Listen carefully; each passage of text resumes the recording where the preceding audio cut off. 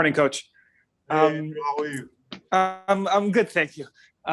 So last game, Nick appeared to have a good game, 5 for 9 shooting. He only played 19 minutes. Was there something that you saw, or maybe with his knees, some sort of load management type of thing going on?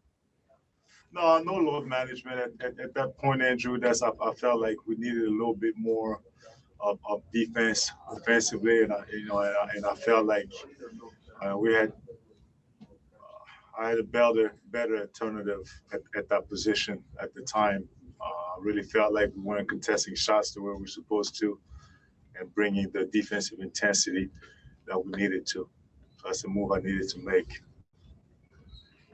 Okay, Coach. Thanks. Good luck today. Thank you, Andrew. Then now to Lucas.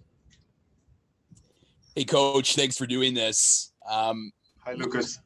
Malachi talked after the game about encouraging his teammates to shoot, and if one of his teammates, didn't take a shot, he encouraged them to take shots. I'm just curious how important that is to have that voice from Malachi, even though he's just a rookie and just starting out playing professional basketball. Yeah, it's the selflessness we preach, right? So, and then, to win, you can't do it alone. So you need your teammate to be the best, the best version of himself. And that's encouraging shooters to shoot, creating for each other, getting into the paint, into kickouts. If you have a good shot, let it rip. I think it's important for him as a leader, an aspiring leader, to understand that and kind of get his practices here. Because with the big club, he probably doesn't have the same privilege to use his voice to that extent. So this is good practice for him, and I'm delighted that he's doing that. Thanks, Coach. Good luck today. Thank you, Lucas. Head down to Jason. Good morning, Coach. Good morning, Jason. This selflessness that you talk about, has there been anybody who has shown the personal growth since you started that's really stood out to you? Just anything off the floor, anything you have? Honestly, I sense it becoming more and more a collective mindset. There's a collective consciousness about selflessness that I'm liking. And every now and then, because of the nature of this league, the adverse creeps in, and we got to reel it back in. And sometimes it's by taking playing time away, or by having conversations and telling each other the truth. But definitely I see it across the group, guys picking bags, guys willing to do the small things for each other. And then we try to also take that and bring it to the court. And my second question, on the defensive end, we can't see it as we're watching from so far away. Who's your defensive leader right now? Is there someone emerging? Yeah, that's a very good question, Jason. And that's where, I think we're the best, first or second best offense in the tournament. But then our numbers defensively, we got to get much better. I think our intentions are there, but in terms of rim protection and stopping the ball earlier, that's something and rebounding the basketball, that's something that we really have to figure it out. And I right now think that I really like our second unit with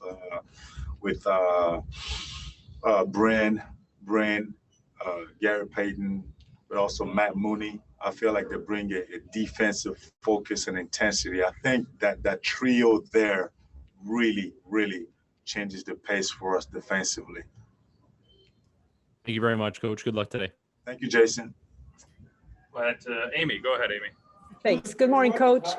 Just really quickly, scouting Agua Caliente. They got a whole 4 games now. So what are you seeing about this matchup? A very good team, well coached. They're not unlike us. They want to protect the paint, but they want to also get into the paint early, especially in transition. It's going to be important that we're loaded up, and it's an area that has been an Achilles heel for us. Defensive transitions. It's going to be important that our offense takes good shots so we can go back and set up our defense. We want to get into the paint and then attack your feet, right? So that's the main thing there. And offensively, they really want to protect the paint. They have a bunch of guys just sitting in the paint. So it's going to be important that we are, again, you'll hear me say that Najim, selfless, get in there, to kick out and create good shots for others, because shots will be there, shoot them with confidence, or cut and redrive and reload. So it should be a fun night if we approach it the right way.